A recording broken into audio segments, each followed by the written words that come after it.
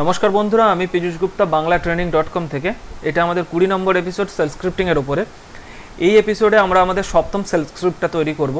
আর এখানে আমরা এই এপিসোডেতে আমাদের সেলফ স্ক্রিপ্টের যে ভিত্তি হবে, যে কমান্ডগুলো আমরা ইউজ করব সেটা হলো হু am I.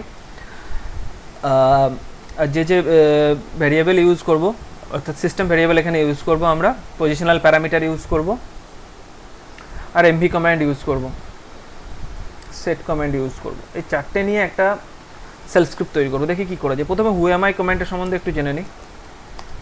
Who am I command কী দেয়? হু অ্যাম আই দেখায় ইউজারকে, আমি পীযূষ, তার ইউজার আইডি, প্রসেস আইডি কী সেটা দেখাচ্ছে, তারপরে দেখাচ্ছে date and time. Who am I কমান্ডটা এটাই করে।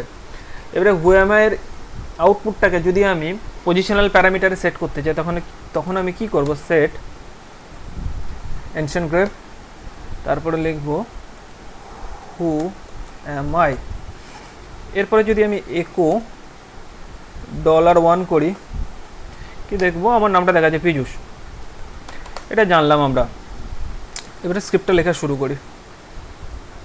এই স্ক্রিপ্টটা কি করবে? একটা যদি আমরা কোনো ফাইলের নাম দিই, কোনো ফাইলকে এই স্ক্রিপ্টের পরে যদি অপশন হিসেবে কোনো ফাইলের নাম দিই, সেই ফাইলটা রিনেম হয়ে যাবে। রিনেম হয়ে যে ইউজার হিসেবে আমি লগ ইন করে আছি, অর্থাৎ এখানে দেখতে পাচ্ছেন পীযূষ হিসেবে আমি লগ ইন করে আছি, সেই ইউজারের নামটা ফাইল নেমের পরে ডট এক্সটেনশন হিসেবে আসবে। অর্থাৎ ফাইল নেম, অরিজিনাল নেম, তারপরে কি আসবে? ইউজারের নামটা এখানে চলে আসবে, ইউজার নেমটা। তো শুরু করা যাক, এটাকে সেভ করে নিই। ss7.sh।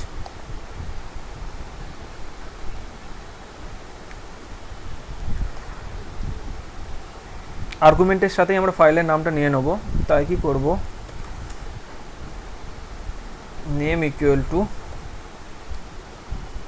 নেম নয়, ফাইল নেম, ভদ্র ভাষায় লিখি, ভালোভাবে লিখি।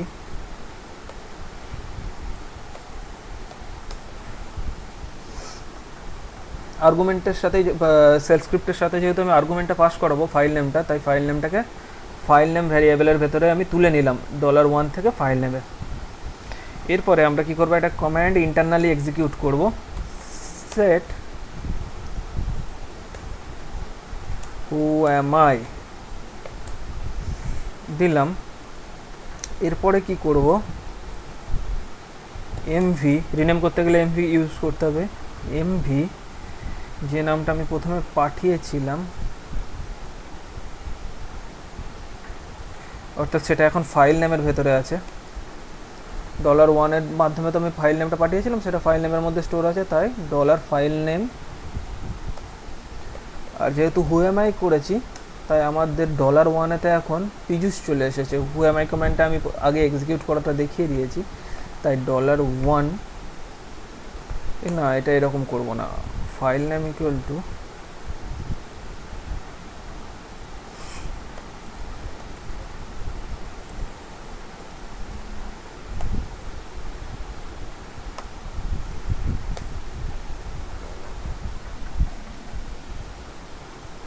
দেখি এটা কাজ করে কিনা।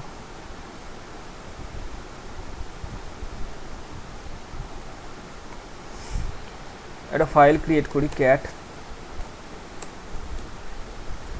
এক্সাম্পল। ফাইল ক্রিয়েট করলাম, ss7.sh এক্সাম্পল।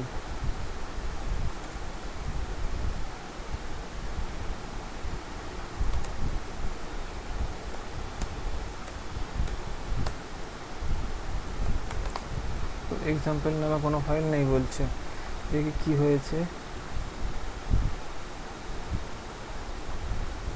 হ্যাঁ, কাজ করেছে, example.piyush। অর্থাৎ যে ইউজার এইটাকে এডিট করবে, যে ইউজার হিসেবে লগ ইন করে আমরা স্ক্রিপ্টটাকে চালাবো, যে ফাইলের উপরেই কাজ করি, এই স্ক্রিপ্টটা কি করবে? সেই এটাকে রিনেম করে দেবে। এখানে আমরা দেখতে পাচ্ছেন example.piyush, এক্সাম্পল ফাইলটার উপরে কাজ করছিলাম, সেটা রিনেম হয়ে .piyush হয়ে গেল, ইউজারের নাম চলে এলো। তো এই এপিসোডটা এখানেই শেষ করছি।